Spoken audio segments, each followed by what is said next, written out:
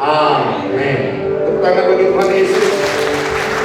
Silakan duduk Bapak Ibu yang saya kasihi. Welcome home GBI Pelita. Hari ini kita akan mendengarkan firman Tuhan dengan semangat dan sukacita. Saya menyampaikannya dengan semangat sukacita. Saya berharap saudara juga orang-orang yang semangat dan sukacita. Meskipun mungkin ada masker yang kita pakai, tetapi tidak menurunkan semangat dan sukacita kita, karena kita berjumpa dengan Tuhan Yesus, kekasih hati kita. Saudara yang saya kasih dalam nama Tuhan Yesus, tidak terasa kita masuk Desember, tidak terasa kita sudah masuk di bulan Natal, dan kita akan masuk pada tahun 2021. Saya berdoa saudara semua dan saya sehat-sehat dan panjang umur semuanya. Amin. Nah saudara yang saya kasih dalam nama Tuhan Yesus, tema yang kita ambil dalam bulan Desember adalah tentang love, tentang kasih. Topik yang kita ambil pada minggu ini adalah the greatest love, kasih yang terbesar, kasih yang paling besar, yang luar biasa, yaitu adalah kasih Tuhan Yesus kepada kita. Di dalam bahasa Yunani ada 4 jenis kasih yang kita pelajari. Yang pertama ada namanya kasih eros, di mana kasih hubungan antar lawan jenis. Di mana ada yang kedua adalah kasih yang disebut storge, di mana itu adalah hubungan di antara keluarga ayah ibu dengan anak-anak mengasihi orang tuanya, itu pun sangat terbatas.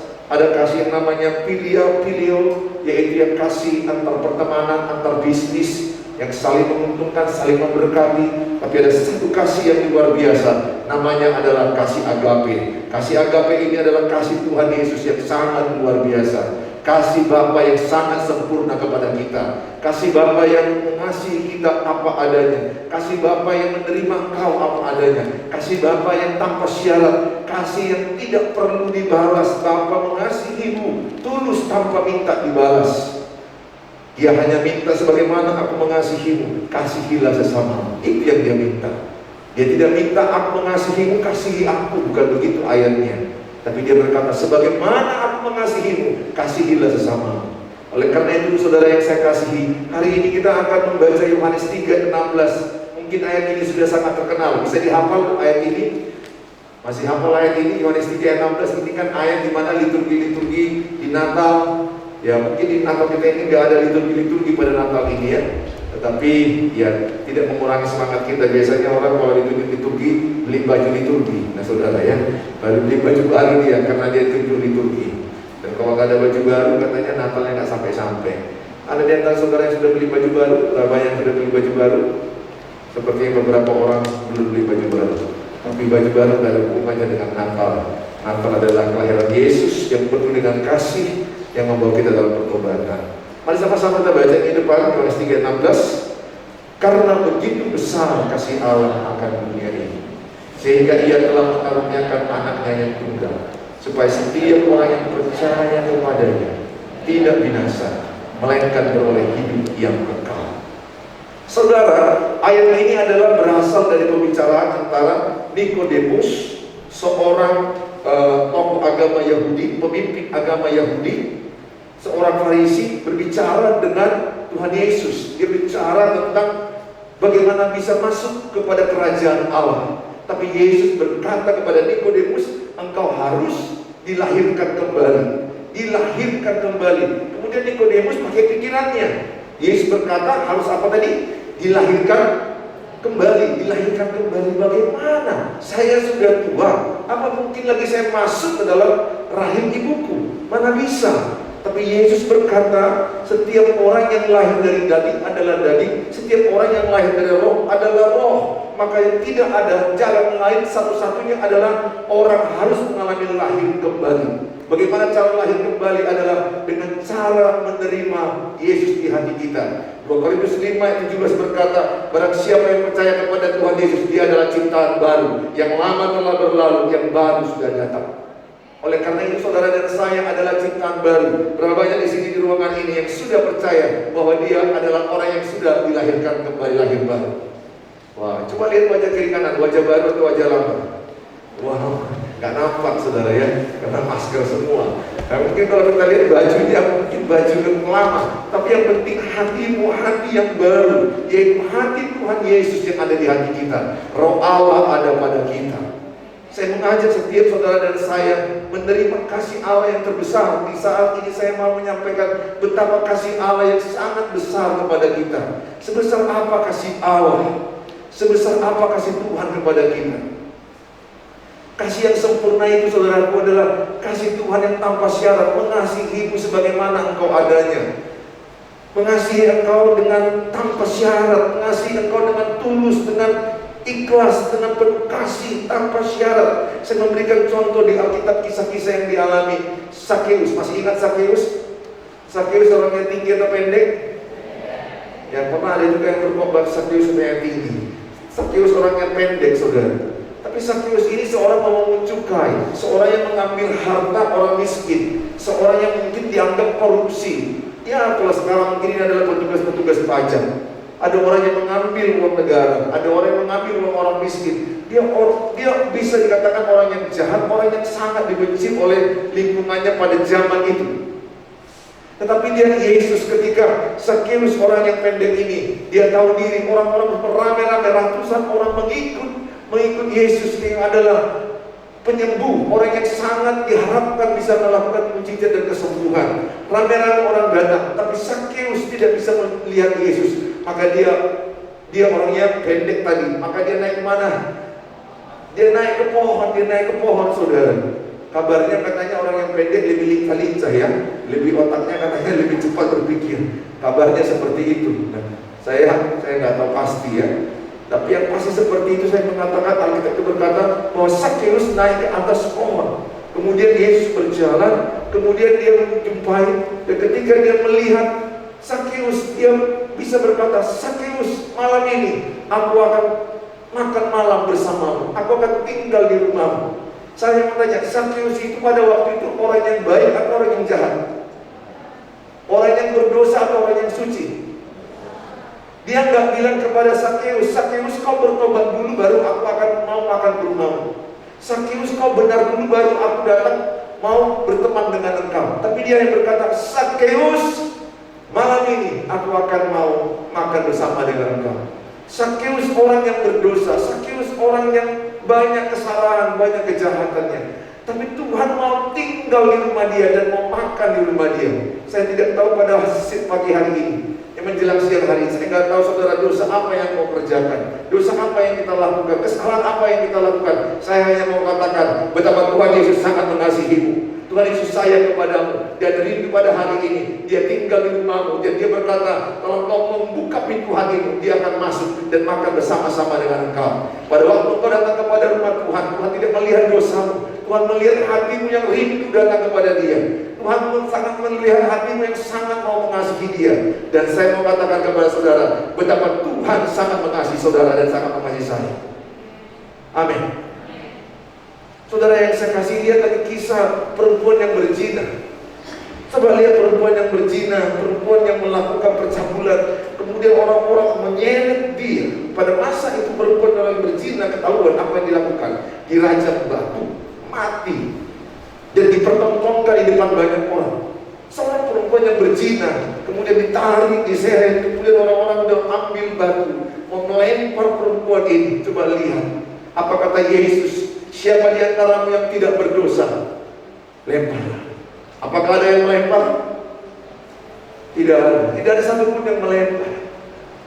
Mereka pergi meninggalkan. Kemudian Yesus berkata, aku pun tidak menghukum engkau.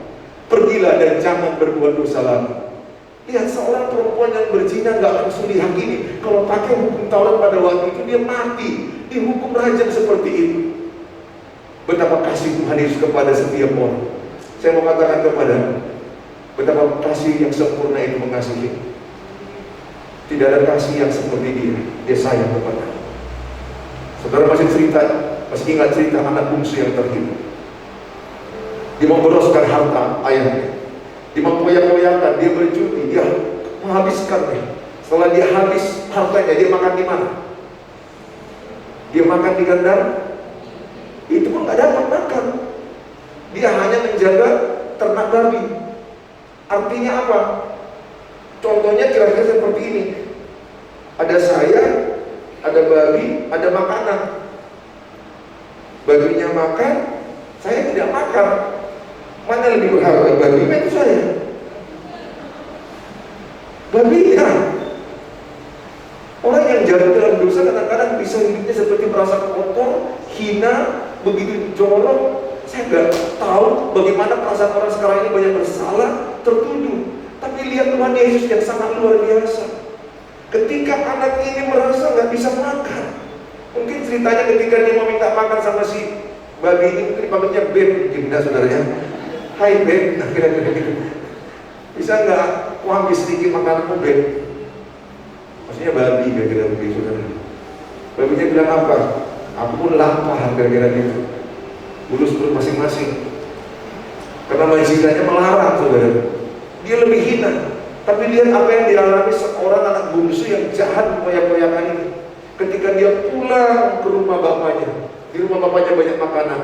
Ketika anaknya pulang, anak yang paling bungsu, dia tidak lagi gemuk, mungkin dia lebih kurus, compang-camping, pakaiannya bau badannya begitu sangat bau. Tapi dilihat dari kejauhan, anak yang terhilang kembali. Siapakah yang lari? Siapakah yang duluan lari? Anaknya atau bapaknya? Bapaknya. Bapaknya lari, bapaknya lari. Dia memeluk anaknya, bahkan membuat pesta besar. Bahkan dikatakan kita rayakan, kasih sepatu, kasih cincin, kasih baju. Tahukah saudara, orang biasanya merayakan anak wisuda.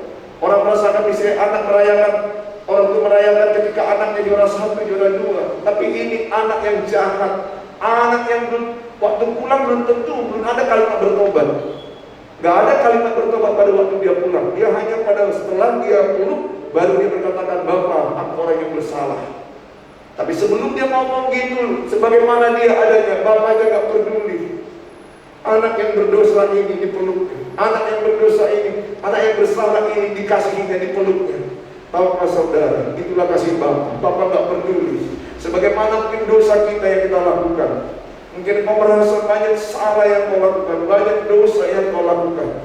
Tapi satu hal yang mau katakan, Bapa di surga sangat mengasihimu. Bapa di surga sangat sayang kepadamu. Kasih yang sempurna telah kuterima. Kita angkat lagu ini. Mari kita sama-sama merasakan kasih yang sempurna yang kita terima dari Bapa surga. Kasih yang sempurna telah kuterima darimu, bukan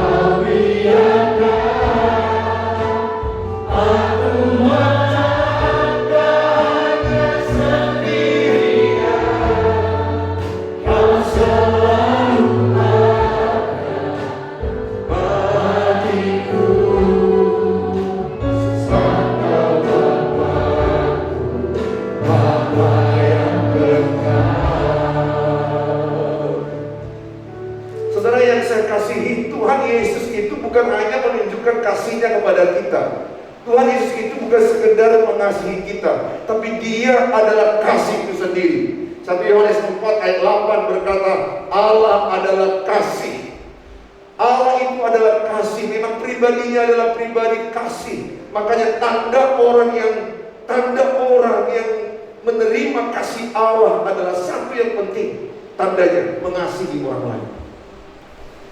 Ini tandanya kalau saya benar menerima kasih Allah, saya mengasihi orang lain. Kalau saya belum mengasihi orang lain, saya berdusta berkata saya mengasihi Allah. Boleh aja kita mungkin banyak ibadah, boleh aja mungkin kita banyak pelayanan, tapi kalau kita tidak mengasihi sesama kita, kita belum mengasihi Allah yang benar. Orang yang mengasihi Allah yang benar adalah mengasihi sesamanya.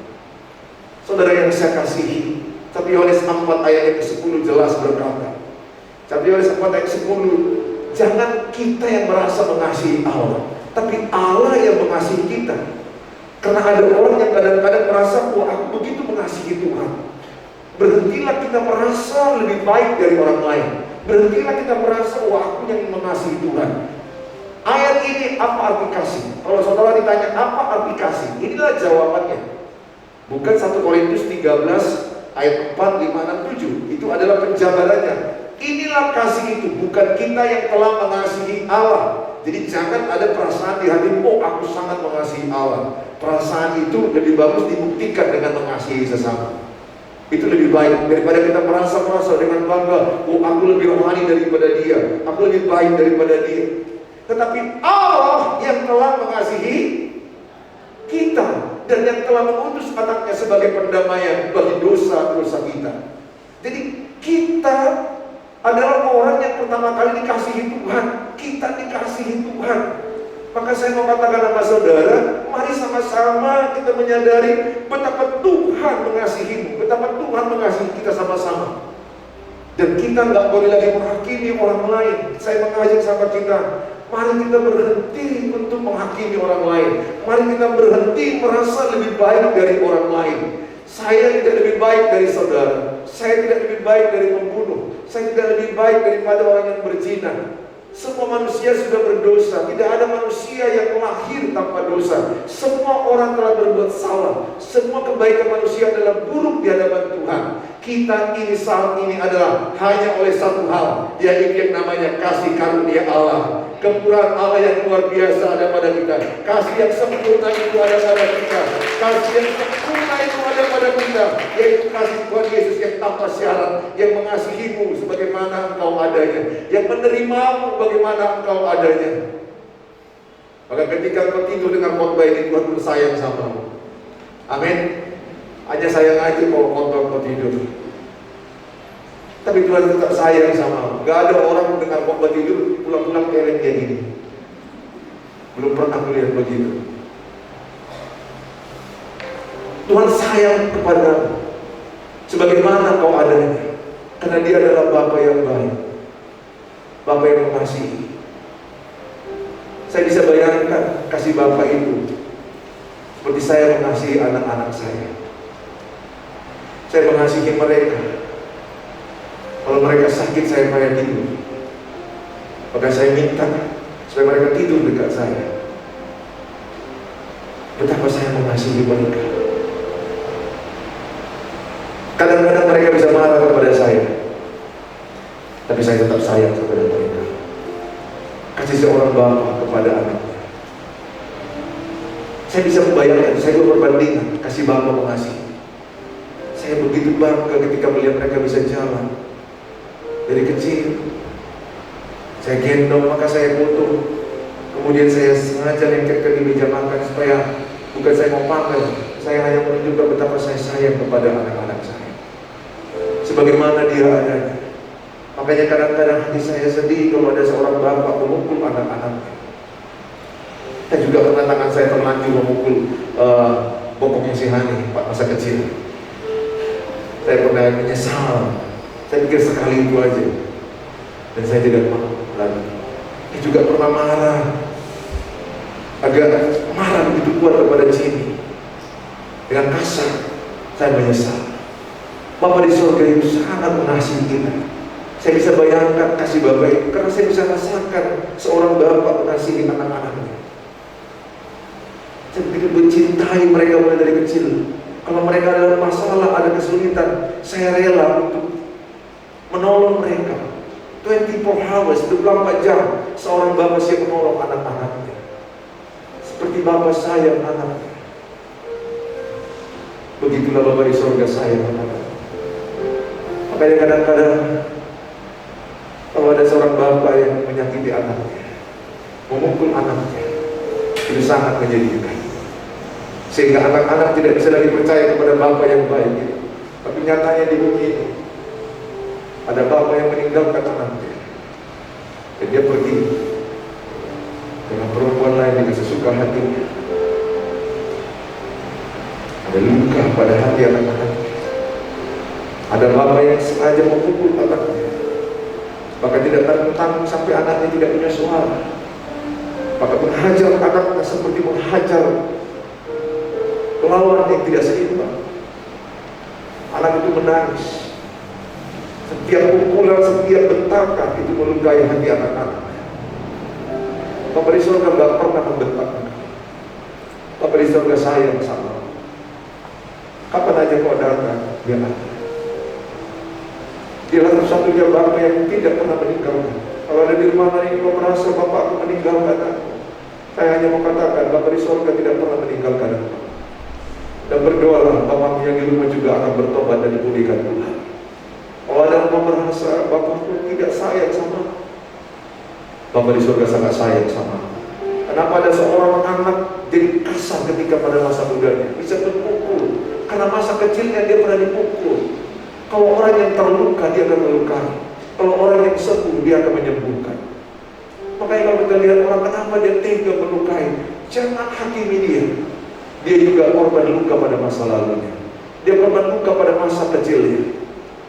Satu hal yang mau saya sampaikan kepada kasih Allah terbukti saat kita adalah berdosa, dia mati di kayu salib.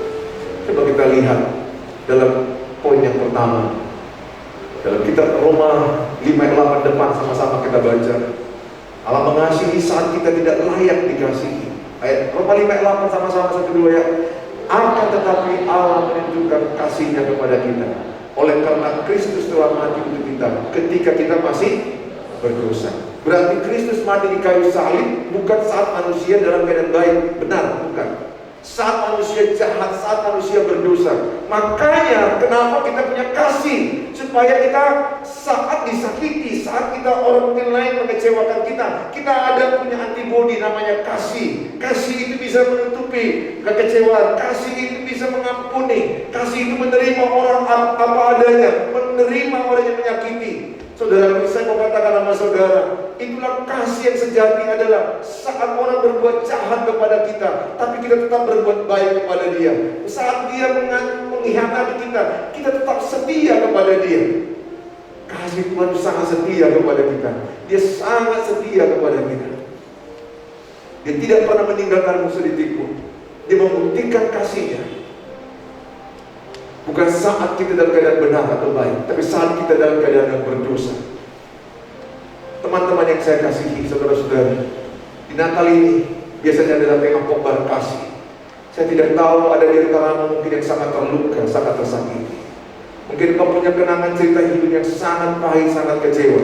Saya berdoa lewat Natal ini, lewat khotbah firman Allah yang dengarin, kau pulang membawa kasih, sehingga setiap saudara akan pulang membawa damai, membawa pengampunan, membawa kasih yang luar biasa, sehingga di hatimu yang penuh adalah kasih Allah yang sempurna itu.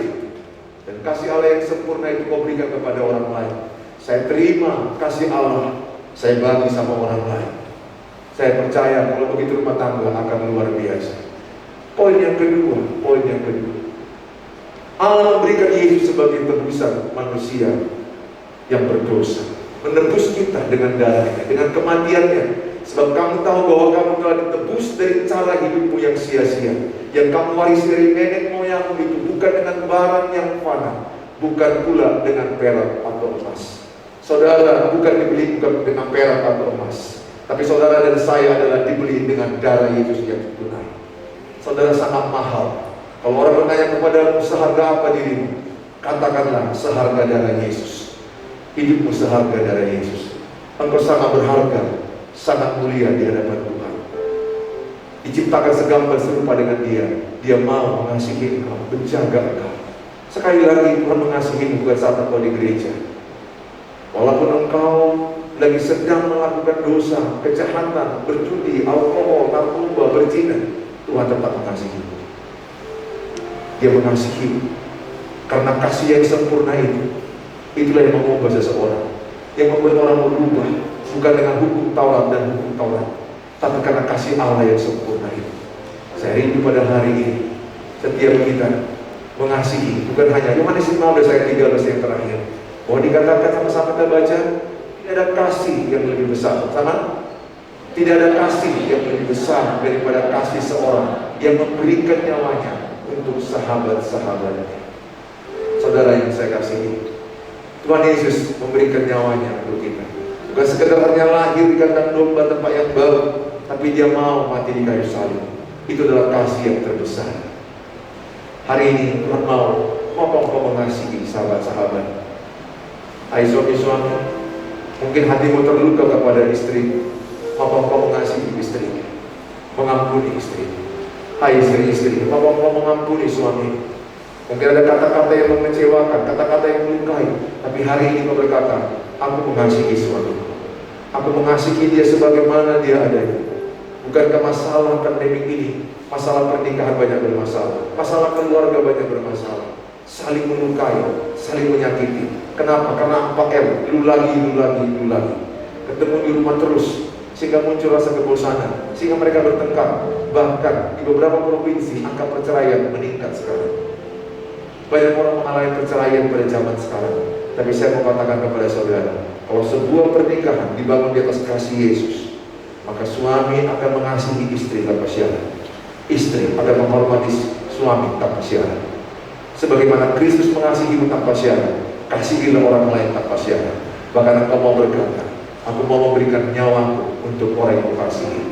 Tuhan mengasihi saudara. Saya berdoa setiap saudara dan saya adalah orang-orang yang menerima hati Bapa, kasih Bapa yang sempurna itu, sehingga engkau akan berkata, aku aman dengan hati Bapa, aku aman dengan kasih Bapa. Seperti Bapa saya anaknya, demikianlah kau mengasihiku.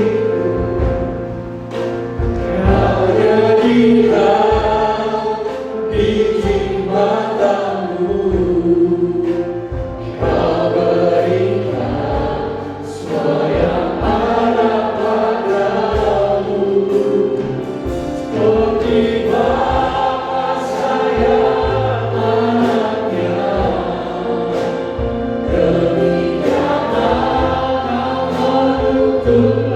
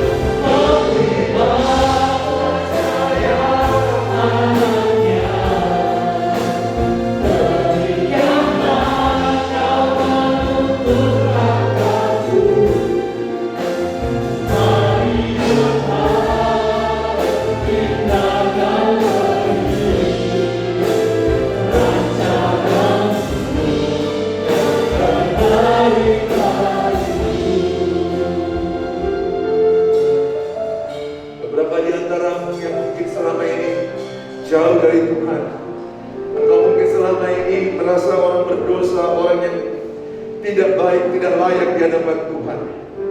Tapi Tuhan berkata, aku mengasihi, aku mau berdamai dengan engkau, aku mau mengampunimu, dan aku tidak mengingat-ingat dosa masa lalu.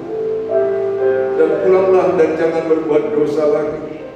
Kalau engkau merasa ingin mau berdamai, ingin mau menerima Tuhan Yesus sebagai Tuhan dan Juru Selamat, buka hatimu. Ikuti doaku dengan sederhana. Katakan sama-sama, Bapa di surga, kubuka hatiku. Masuklah Tuhan Yesus di dalam hatiku sebagai Tuhan dan Juru Selamatku, sebagai Bapa yang baik, Bapa yang mengasihiku, Bapa yang menerima apa adanya. Jadikan aku muridmu Tuhan. Aku mau bertobat. Aku mau meninggalkan dosa-dosa masa lalu. Aku percaya keluargaku dipulihkan Tuhan, keluargaku dimenangkan Tuhan, dalam nama Tuhan Yesus. Bagi engkau yang mungkin pernah mengalami kasih Bapa yang kurang, perhatian orang tua yang kurang kepadamu, mungkin engkau pernah terluka, pernah kecewa, pernah disakiti, angkat tangan kanan. Biarkan Tuhan memulihkan hatimu, memulihkan jiwamu. Di tempat engkau berdoa pribadi-pribadi, tiap kita pernah disakiti, tiap kita mungkin pernah merasa terluka, kecewa pada masa lalu. Tetapi ingatlah, ada Bapa yang tidak pernah meninggalkan engkau. Engkau merasa sendiri menjalani hidupmu di perantauan. Engkau merasa tidak pernah ditelepon, tidak pernah diperhatikan. Bahkan engkau mungkin tidak pernah diucapkan happy birthday, selamat ulang tahun. Mungkin engkau merasa kesendirian menjalani hidup ini, tanpa ada seorang bapa, seorang ibu yang memperhatikan engkau. Ingatlah, mereka juga orang yang pernah mungkin korban pada masa lalu. Mereka juga pernah mengalami kekecewaan pada masa lalunya dari orang tuanya. Bagianmu adalah mendoakan mereka. Bagianmu adalah mendoakan mereka. Yang pasti Bapa di surga tidak pernah membiarkan engkau. Bapa di surga berkata, aku menyertai, aku adalah Bapa yang baik. Bagi engkau yang angkat tangan, terima pemulihan. Terima pemulihan. Jamalah setiap hati yang mengalami kesendirian Tuhan. Jamalah setiap hati yang terluka. Jamalah setiap hati yang mengalami kekecewaan pada masa kecil mereka, pada masa lalu mereka. Tapi Kau berfirman, Engkau adalah Bapa yang mengasihi kami, Bapa yang tidak pernah meninggalkan kami, Bapa yang menyertai kami kemanapun kami berada, Bapa yang senantiasa ada bersama dengan kami. Engkau menyebut kami adalah anak, dan kami menyebut Engkau adalah Bapa, karena Engkau adalah Bapa yang sangat baik kepada kami. Setiap anak-anakmu di ruangan ini Tuhan adalah anak-anak yang sangat Kau cintai. Kami bukan orang yang sempurna, kami orang yang berdosa, kami punya banyak kesalahan, punya banyak kekurangan. Tapi lihatlah kasih-Mu yang sempurna itu Tuhan menyelimuti hati kami.